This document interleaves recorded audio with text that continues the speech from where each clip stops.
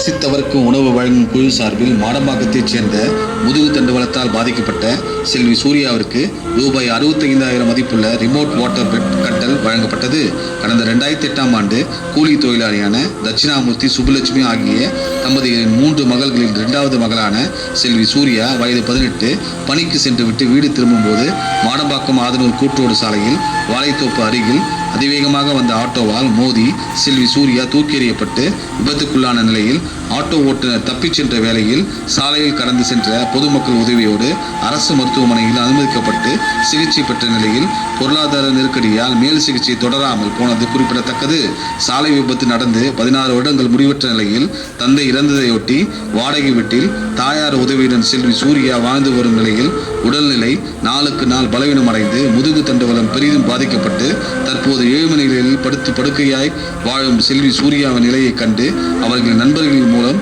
செங்கல்பட்டு தலைமையிடமாய் கொண்டு செயல்படும் பசித்தவருக்கு உணவு வழங்கும் குழுவிடம்